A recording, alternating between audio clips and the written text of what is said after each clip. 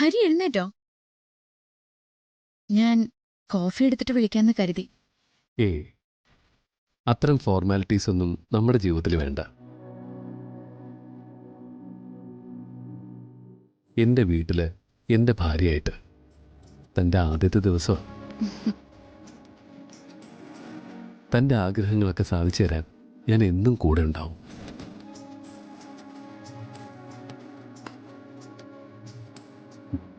പറ, ഇന്നലെ എന്തോ പറയാനുണ്ടെന്ന് പറഞ്ഞല്ലോ. ഹരി, എനിക്കങ്ങനെ വലിയ ആഗ്രഹങ്ങളൊന്നുമില്ല. ചെറിയ സ്വപ്നങ്ങളും അതിലും ചെറിയ ആഗ്രഹങ്ങളും മാത്രമേ ഉള്ളൂ. താൻ പറയടോ. എന്റേത് കുഞ്ഞു കുഞ്ഞു ആഗ്രഹങ്ങളാണ്. അതൊക്കെ കേട്ടാ ചിലപ്പോ ഹരിക്ക് വട്ടുപിടിക്കും. വട്ട് പിടിക്കട്ടെ. അടിയന്തരമായി പരിഹരിക്കേണ്ട എന്തെങ്കിലും കാര്യമുണ്ടോ? അങ്ങനെയാണെങ്കിൽ എന്നെ ഒരു സ്ഥലത്ത് കൊണ്ടുപോവോ? എവിടെ? നമ്മുടെ നാട്ടിൽ നിന്നേ കുറേ ദൂരെയുള്ളൊരു സ്ഥല.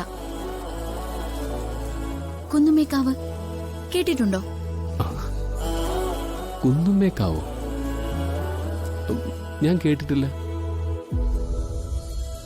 അങ്ങനെ വലിയ പ്രസിദ്ധിയുള്ള സ്ഥലമൊന്നുമല്ല. ഈ ആദിവാസികളൊക്കെ വെച്ചു പൂജിക്കുന്ന സ്ഥലം. അച്ഛനെന്നെ ഒരിക്കൽ അവിടെ കൊണ്ടുപോയിട്ടുണ്ട്. അന്നെനിക്ക് 10 വയസ്സോ മറ്റോ ഉള്ളൂ. കാടിനകത്ത് വെച്ച് ഒരു പൂജ, അത്രേ ഉള്ളൂ. അന്നവിടെ ദേവിയുടെ മുന്നിൽ നിൽക്കുമ്പോഴേ അച്ഛനൊരു നേർച്ച പറഞ്ഞു. എന്റെ മോളുടെ കല്യാണം കഴിയുമ്പോ എന്റെ മോളെയും ഭർത്താവിനെയും ഇവിടെ കൊണ്ടുവന്ന് ദേവിയുടെ മുന്നിൽ നിർത്തുമെന്ന്.